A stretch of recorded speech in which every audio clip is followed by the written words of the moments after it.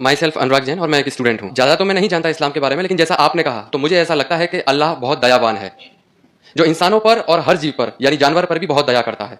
अब मेरा सवाल, मैं आपकी इस बात से बहुत सहमत हूँ कि किसी भी इंसान का कत्ल करना इंसानियत का कत्ल करना है, और मैं ये भी मानता हूँ कि इस्लाम धर्म दया धर्म है और इंसानियत का धर्म है। आपने कहा किसी भी इंसान का कत्ल करना इंसानियत का कत्ल करना है। क्या किसी जीव किसी जानवर का कत्ल करना कहीं किसी मायने में दया और इंसानियत का कत्ल करना तो नहीं है?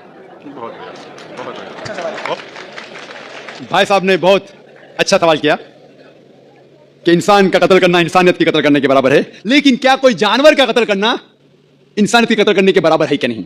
और ये सवाल आप अगर पढ़ेंगे तो गलतफहमियां के नंबर छठा नंबर आता है गलतफहमियां में कि लोग एतराज करते हैं कि इस्लाम क्यों जानवर खाने की इजाजत देता है, मांस खाने की इजाजत क्यों देता है। कई गैर मुस्लिम एतराज करते हैं कि इस्लाम एक बहुत जल्लाद रिलीजन है। भाई साहब नहीं कह रहे, लेकिन बाकी लोग कहते हैं कि एकदम मर्सीलेस रिलीजन है, धर्म है जो जानवर का कत्ल करने के लिए कहता है। जवाब में यह कहना चाहूंगा भाई साहब कि एक मुसलमान अगर वो चाहे तो प्योर वेजिटेरियन, प्योर शाकाहारी रह के भी अच्छा मुसलमान रह सकता है। मांस खाना इस्लाम में फर्ज नहीं है, मांस खाना इस्लाम में फर्ज नहीं है। वो एक अच्छा मुसलमान रह सकता है शुद्ध शाकाहारी होके भी। लेकिन बट अल्लाह ताला फरमाते हैं कुरान मजीद में सूरह मायदा में सूरह नंबर 5 आयत नंबर 1 में कि हमने कैटल बनाए, 4 पांव वाले जानवर बनाए जिसको आप खा सकते हैं। सिर्फ वो जानवर जिसके हमने नाम लिया उसको मत खाओ, जो आपके लिए हराम है। उसके अलावा आप सब जानवर खा सकते हैं। कुरान में लिखा है सूरह नहल में सूरह नंबर 16 आयत नंबर 5 में कि हमने आपके लिए कैटल बनाए, भेड़ बकरियां बनाए तो क्या आप उसका गोश्त खा सके। कुरान में जिक्र है सूरह मोमिनीन में सूरह नंबर 23 आयत नंबर 21 में कि आप भेड़ बकरियों के गोश्त खा सकते हैं। और कई आयतें हैं।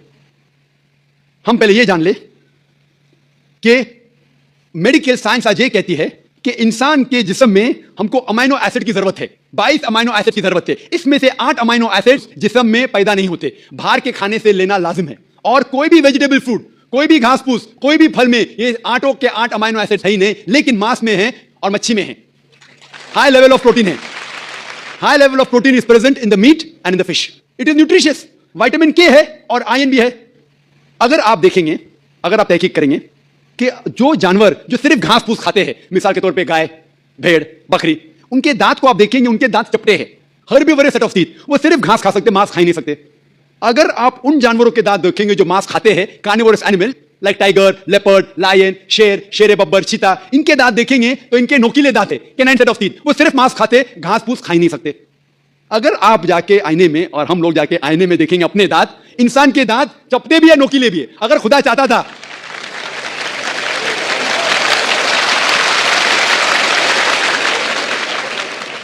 अगर खुदा की ये इच्छा थी कि इंसान सिर्फ घास फूस खाए तो ये नोकीले दांत कैनाइन टीथ क्यों दिए? तो मैं डॉक्टर हूं, मांस खाने के लिए।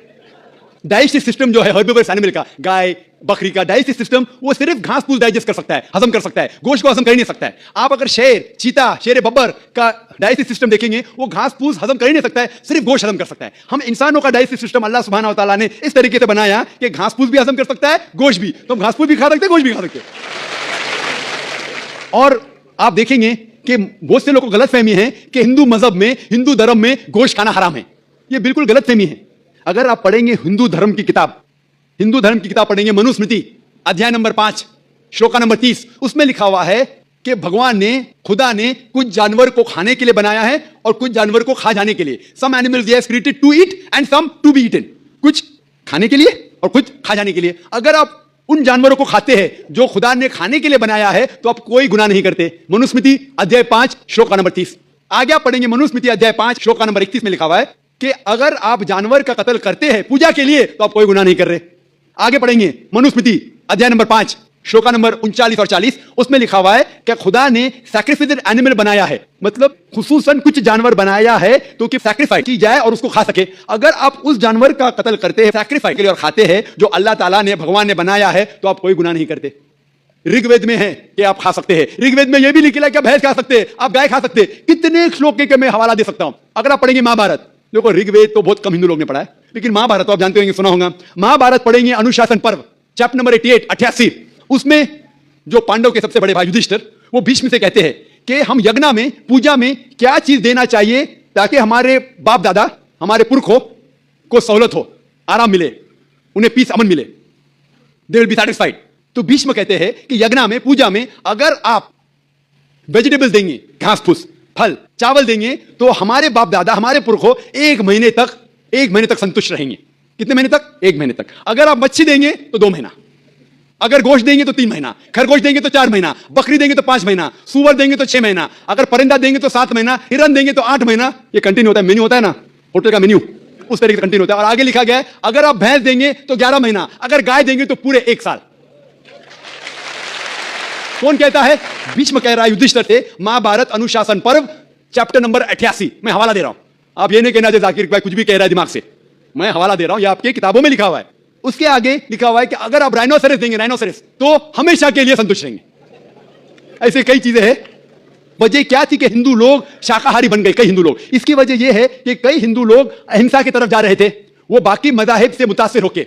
मिसाल के तौर पे जैनिज्म में है कि आपको जानवर नहीं खाना चाहिए, और अगर उनसे पूछेंगे क्यों नहीं खाना चाहिए तो वो कहते किसी भी जीव की हत्या करना गलत है। और भाई साहब भी मुंडी ला रहे, मैं भी इसको मानता हूं। अगर कोई भी इंसान बिना किसी जीव की हत्या किए जी सकता है तो मैं नंबर 1 हूंगा, नंबर 1।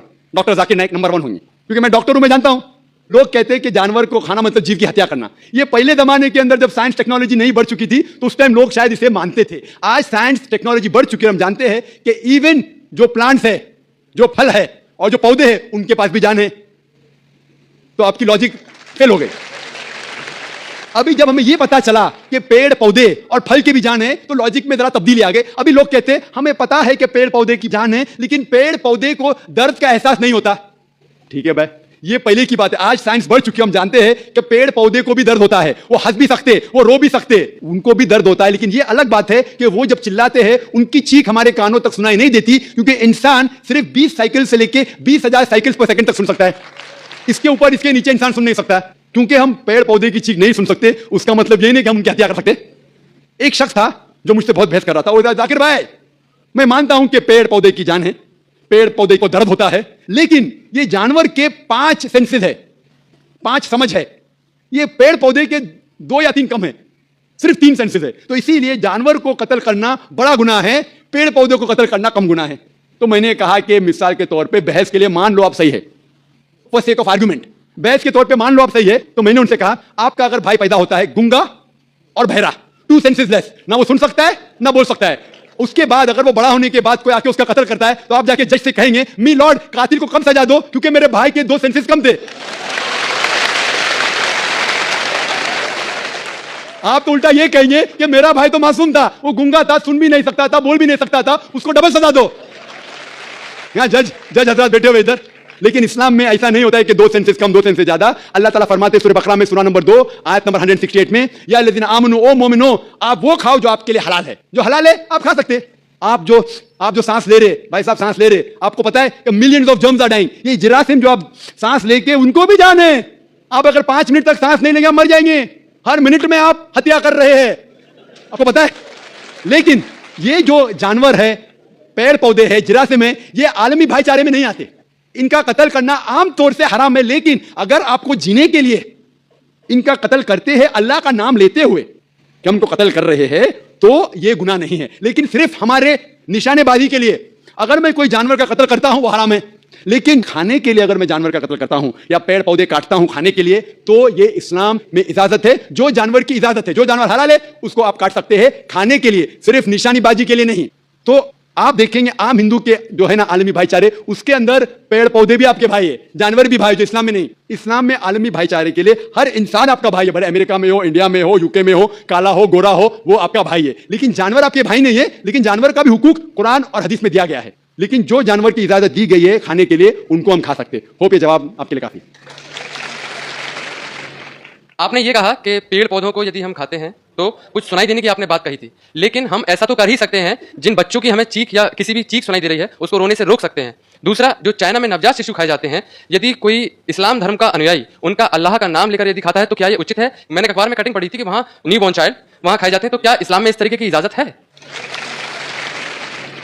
आपने ये कहा कि पेड़ पौधों को यदि हम खाते हैं तो कुछ सुनाई देने की आपने बात कही थी, लेकिन हम ऐसा तो कर ही सकते हैं जिन बच्चों की हमें चीख या किसी भी चीख सुनाई दे रही है उसको रोने से रोक सकते हैं। दूसरा, जो चाइना में नवजात शिशु खाए जाते हैं, यदि कोई इस्लाम धर्म का अनुयायी उनका अल्लाह का नाम लेकर यदि खाता है तो क्या ये उचित है? मैंने अखबार में कटिंग पढ़ी थी कि वहाँ न्यू बॉर्न चाइल्ड वहाँ खाए जाते हैं, तो क्या इस्लाम में इस तरीके की इजाजत है?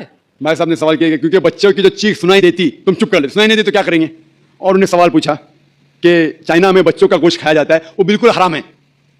जैसा मैंने कहा, सिर्फ उन जानवर जिनकी इजाजत है वो जानवर का गोश्त आप खा सकते हैं। इंसान का गोश्त खाना तो बिल्कुल हरामी है। किसका भी नाम लो, किसका भी नाम लो, अल्लाह का नाम लेके सूअर भी खाना हराम है। जो जानवर की इजाजत है वो ही जानवर खा सकते हैं, और कोई भी जानवर ने, भले आप अल्लाह का नाम लो या ना लो, अल्लाह ने जब इजाजत दी नहीं तो नाम लेके क्या फायदा। और आपका जो पहला सवाल था कि बच्चों की चीख सुनाई देती तो चुप करते हैं, नहीं सुनाई दी तो क्या करेंगे। अगर बच्चा गूंगा है तो क्या करेंगे, आप उसको दूध नहीं देंगे।